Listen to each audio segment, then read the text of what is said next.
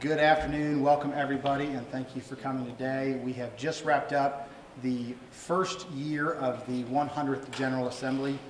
Without hyperbole, I believe it to be the most successful policy session that I've ever been a part of in my 7 years in the legislature. We passed 94 bills that have been truly agreed and sent to the governor's desk. We're certainly not going to sit here and filibuster through all 94 of them, but I do want to point out a few of the highlights. Obviously, the Missouri Stands for the Unborn Act, what we believe to be the boldest, most comprehensive pro-life legislation in the nation. We also passed 3 different major criminal justice reforms in the Sentencing Reform Act, the Preventing Debtors' Prisons, and the Expungement of Records. We had several of the workforce developments, including Fast Track, Missouri One Start, and the Missouri Works Deal Closing Fund. We passed the Joinder Venue Bill in the tort reform space that we've been working on for several years. For agricultural issues, we worked on the CAFO bill and got that done this week. We also did a variety of protection for children, including some sex trafficking laws, the Haley's Law, and Simon's Law. We passed a balanced budget that fully funded the K-12 Foundation formula and included the $100 million for infrastructure. We passed the bonding bill just today that Becky Ruth was carrying. We passed the School Turnaround Act and established the Veterans Treatment Courts. And I believe for the first time after 38 years of trying, we passed the bill to remove motorcycle helmets for Jerry Taylor. That is just a few of the highlights of the work that we've done this year. All of these will head to the governor's desk and are product of the members that are working with me as well as members of the Minority Caucus. They put their heads down in January. They came here after an election. And traditionally, the first year after an election is a slower year because of the length of time it takes to name committee chairs and the freshman learning curve. I can't say enough about the members of this body and how fast they have put their head down and started working, and because of that, we have had, again, what I believe to be the most successful policy session since I've been a member of the legislature. With that, I am happy to take questions. No questions. Mr. Speaker. Obviously, 94 bills. I do want to ask about 2 bills that were priorities for you that did not make a PDMP, which Holly Rader was blaming on the Conservative Caucus, and Grain Belt, which passed your chamber overwhelmingly. Your thoughts on the fact that those failed in the Senate, and could they come back next year? You know, we worked with the Senate day in and day out on every single one of these bills.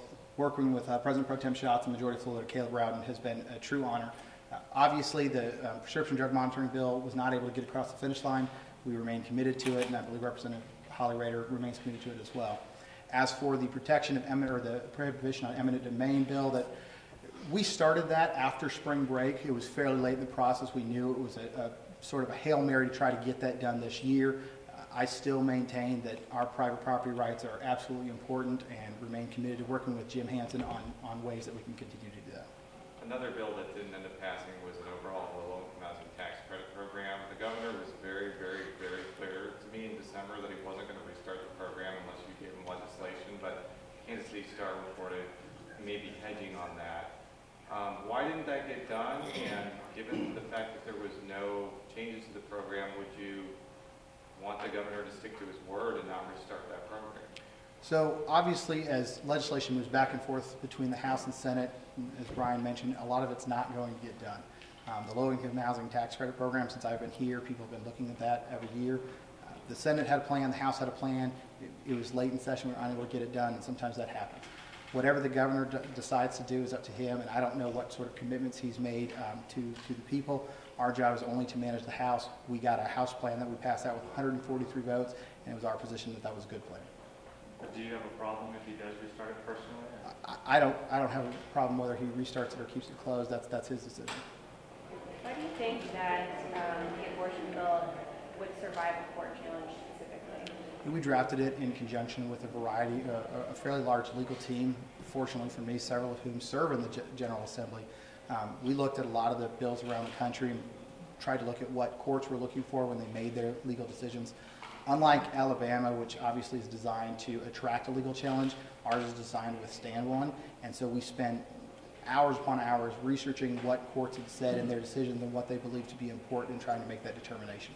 And that's how we came up with the bill that we drafted. What would have been the harm to protect victims of incest and rape from including that in the exemptions? Obviously, we as a caucus and a body believe that the right to life is so sacred that we couldn't go there. We did include a medical emergency exception, and that was one that we looked again at case law to see what courts had looked into and what they upheld as being vitally important. That one protects mothers from the medical emergency, but why is that more important than protecting victims of crime like incest and rape? It's our position that the right to life is so absolutely critical that when you have situations of violence like that, the right to life is too important to give up, and that was the position of the body. It's been a few weeks, I guess, since the DOR investigation that you had conducted. Where does that stand? Are you satisfied with where things ended with that, or is that an ongoing situation? Well, first of all, I wanted to thank the chairman of that committee, Robert Ross, who did untold amount of work in trying to get to the bottom of that. Obviously, we believe that changes are coming in the Department of Revenue, and we believe some of those changes happen after the work that we did. Obviously, there's a concerted effort to let people know about the taxes and how they need to update their tax information. Again, that's a credit to Robert Ross and the committee that he chaired in that work. The bill changing the redistricting process failed to get out of the Senate committee. Is that a bill we might see next year again? I would not be surprised to see that bill again next year. Obviously, I'm biased, but I always say the House operates at peak efficiency. We did a lot of work on that bill and we were able to move it out. We're obviously very disappointed that it died in the Senate committee, but to the extent that we were able to control it, we were able to move it out fairly efficiently.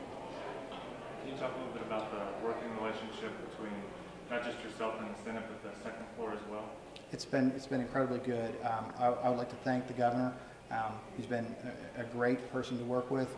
Obviously, I wasn't the speaker last year, but my understanding is the relationship that I have with this current governor is somewhat different than the last speaker had with the last governor, and so for that I'm extraordinarily appreciative. I think the governor had a great session. He obviously got a lot of his priorities across the line, and he was always a gentleman to work with. I'll take one more question. Or I'll take no more questions. Thank you.